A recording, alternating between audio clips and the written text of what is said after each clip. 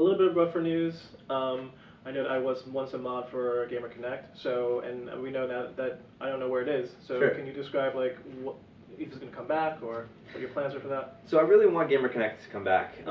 You know, one of the things with GaymerConnect and kind of with Midboss in general is that, you know, we taken no funding outside of, you know, Kickstarter and sales from like tickets and things like that. And so without any outside funding, doing a tech project of the scale that we wanted for GaymerConnect, and we really wanted it to be kind of everything for gay gamers. You know, a place where you could schedule events, a place where you could find other people to hang out with, a little bit of everything. And we were doing that with basically one engineer and one designer, and they were doing it part-time. And to do something of that scale, to make it work, you know, in this day and age, people don't accept bugs. Like if it's buggy, it doesn't work, they just don't use it. And our site was just too buggy and needed a lot of work in terms of, you know, like I believe really strongly in the idea. I believe it's something that people really, that queer gamers deserve, and I believe that it's something that would be used if it was actually properly done. But we just don't have the funding to hire the people who can make it right.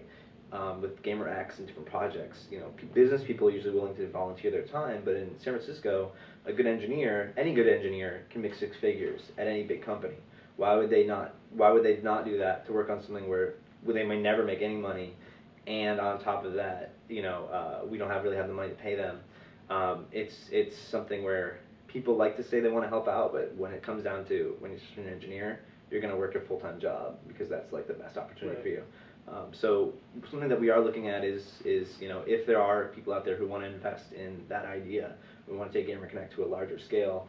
We definitely are open, and we you know, we own the code and we want to do something with it, but we don't want to do it half-assed. Again, you know, we want to make sure that if we do it again, that it's done right, and it's done with a budget to make it actually be something that is something that can scale, can reach millions of people, and be something that is you know, we're proud of, as opposed to something that we're doing kind of in our spare time. Do you think you would need a full team to get something like that done? I think that we need at least 2 or 3 people who are doing it full time. Right. You know, that as their full time job. Just in terms of like, you know, there's a lot of data there. There's a lot of UI and UX needs to be done. There's a lot of, you know, especially if you want to make it mobile, which really in this day and age it has to have an app to be, you know, competitive. That's its own person who needs to build that, and there's just a lot of things there. And, you know, right now, between the 3 projects I'm working on,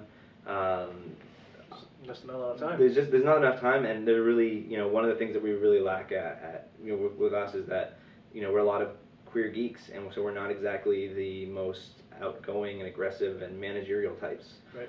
So bringing on more staff to manage would be really tough.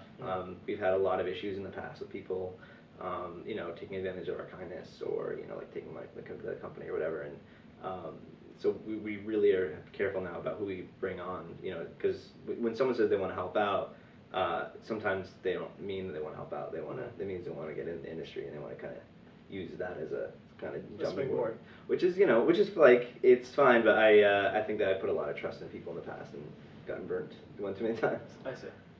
So then we also heard through the blog on GaymerX2 that you decided that, you know, maybe this is not a great time to have an annual convention for GaymerX2, and that you would likely did because of maybe a lack of covert sponsorships.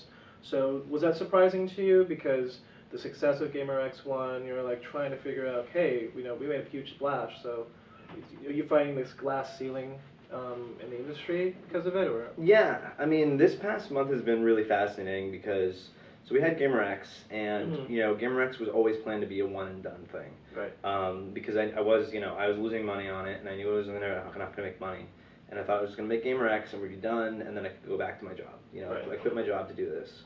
And everyone was loving it. Everyone was having so much fun. They're like, you got to keep doing this. Like, you can't let this go away. So I tell people, like, yeah, this is it. They're like, no, you got to keep going. And so I was like, okay, like, let's do GaymerX2. And the press came out for GaymerX, and people were really excited about it. And people were, you know, like, saying it was awesome. And so we assumed that the fact that we didn't get corporate sponsorship the first year, you know, for the most part, it was because we were a new entity. Right. You know, people hadn't seen what we could do. They didn't see, you know, what an awesome event that we could create, and kind of like that that if they put their money in, they're going to get their return on their investment. So we assumed that, okay, this year we're going to go big. We're going to do this really huge venue. People were complaining last year the venue was too small, which it was for the amount of people that were there. We chose a much bigger venue, downtown San Francisco, 3 days instead of 2 days. It's longer. But with that, our costs went up about 3 times the cost. So, we're looking at, closing in on over $250,000 to put on this kind of event. And that's, on top of the fact that, like, we have a giant room block that if people don't buy the rooms, then that's another, like, $250,000 that we're on the hook for. So, all in all, like, right off the bat, from the beginning, we're on the hook for up to, $500,000 to make this event happen. And we assumed that, okay, great, but we had all this press, we're going to have way more people coming this year, and all these companies are going to want to jump on. They saw the press that we got, again, from Vice to Forbes to everything. So we started going around to all these big companies, whether it be, I don't want to name names, but like every big game company, especially ones that the ones that say that they support LGBT things. And at the end of the day, they're like, we don't have money for this. We don't, we can't put money to this. We can't make a political statement. We can't run it through Japan. This and that. And then it's been getting over the last couple months, and up until we made this announcement, it was getting more and more depressing. Where it was like, these people really don't fucking care. Like, they really don't care. Like they say they care, but they don't care. Like they think this is a silly idea. Like, the other day, I had a meeting with Ubisoft, and it was amazing. And it was something where it was like one of the first times that a big company wasn't just taking a meeting with us just because we were an LGBT company. They actually believed in the idea that, hey, gaming is a $90 billion a year industry. Queers make up 5 to 10% of that industry. Maybe we should actually pay attention to them. Maybe we should actually give them, some sort of recognizing, recognize that they are humans and that we want them to, we want their business and we want them to be a part of our community. And it sucks that most game companies don't see that. And I put it all on the line to make GaymerX2 happen. And I know the community exists. I know that there's tens of thousands of gay gamers out there, and queer gamers, and progressive gamers, and women gamers who all want a safer space, and they're sick of the status quo of gaming. But the status quo works for the gaming companies, and I don't have investment money, and the sales weren't there, and right now I'm looking to, I'm going to lose over $100,000 on GaymerX2, Ouch. And that's just what it is, and I'm going to make GaymerX2 the best thing it can be, but that's just what it is. What a donation box. But the thing is, the thing, like, I've thought about it, and people have been like, oh, we can raise the money for you, but the only people who would give me money would be queer people. It'd be people who the whole point is for them. I don't want to take money from queer people. I want to take money from people who say they want to support and elevating, the people who they've held down for the last 20 or 30 years in the industry. And those people don't give a shit about us. And at the end of the day, like, I don't want to take any more money from queer gamers. Like, I appreciate, and I know that they want to see more of this, and I appreciate that they want to make this thing happen, but I don't feel right about taking, like the ticket prices this year were way too high. And the only reason for that is that we had to figure out, like, okay, if no corporate sponsors came in, we have to sell this many tickets, at that price. Right. And it sucks because, you look at a convention like PAX, and they sell out, in a day, and on top of that, even if it was just ticket sales, they'd be great. But now they're also getting hundreds of thousands of dollars from companies who are buying spaces, so to turn in, major profit. We've been working for 2 years now on this GaymerX project, and we're losing, no one's taking the salary, and on top of that, we're losing money. And on top of that, we get death threats all the time from people who say they hate us, or think it's stupid, that we're segregating, and then there get people in the LGBT community who are jealous because we're doing our own thing, and spreading, slanderous stuff, and it's just like, it's so overwhelming to want to do something good for the community, want to do something that we can continue to do, where the money isn't there, the support isn't there, and the people who really deserve it, the young queer gamers, they don't have the money or the voice to make it happen. And I don't want to give up. I don't want to admit that, that I don't know that I need help. But, at this point, I don't know what else there is to do in terms of, like, getting corporate sponsorship, or getting, companies to actually put their money in, or put their money where their mouth is, and not see us as a joke. Because until now, they still see women in, like, almost every game company. They see women gamers as jokes. They see gay gamers as jokes. Because the thing is, at the end of the day, that's not their core audience, and it's okay if they lose that 20%, 30%. They're not like the casual game market where more. Even though 45% of women I'm sorry, 42 to 45% of gamers are women. At the end of the day, the game culture works for them because people are still buying their stuff. If women didn't buy Grand Theft Auto at the end of the day, then they would actually fix the things that were problematic in it. But at the end of the day, you still buy it. We buy games that are insulting to our communities and are hurtful to they're continuing to hold down us as a society, as gamers, and we throw our money at it because if I were to only support games that supported queer characters, I'd play about 5 games and I would have no more games left to play. You know, so it's sad that we have to accept what the status quo is in the gaming world. Do you feel a sense of maybe a little bit of betrayal, or by anybody in particular, or by the corporate sponsors you thought that they would kind of go in your direction, but they're like, no. Yeah. They put their money. I mean, I think on a level of like on a small time political level of like people, whether it be people who want to come on board or people who like the Reddit R gamers, for whatever reason they've always just never had they never enjoyed us, and mostly had to do with like 1-2 guys who just didn't they felt like we didn't ask them. They were the gatekeepers of this community, and we did this without their permission, and so we've been kind of like pretty much blacklisted from that. And that's fine, like that's all just like LGBT, like queer infighting bullshit, which is stupid, but it happens, and it shouldn't happen. We should all be, like people out there in Russia are killing us. We should fucking not be fighting against one another, but that is what it is. What is betraying is the fact that all these game companies, I mean, they basically like let us on, where it's like, the first year they're like, this sounds great, we really support this, let's see what happens, let's see what's going on. Like you can see the people that were part of the first year, they kind of tiptoed in, and they're like, okay, we got our press out of it. We're good. We're done. Like they don't believe that. They look at it as just it's a 3,000 person event, and it's not worth our time. They don't see this as being the only outlet right now for really queer gamers. Between us and GayGamer.net and our gamers, like that's pretty much the only gay gaming kind of stuff that's out there, and none of these companies take any of that seriously, like at all. So then, who would you be your dream corporate sponsors if you had any? Sony, Nintendo, Ubisoft, EA, the Big Five, anything, and Square. I mean, especially these Japanese companies, like, it's so bizarre that like all these companies, and it's the worst because I talk to people at Sony, talk to people at Facebook, I talk to people at Google, and they're all like, this is great. We can make a political statement like this, or people in Japan would want to go for this.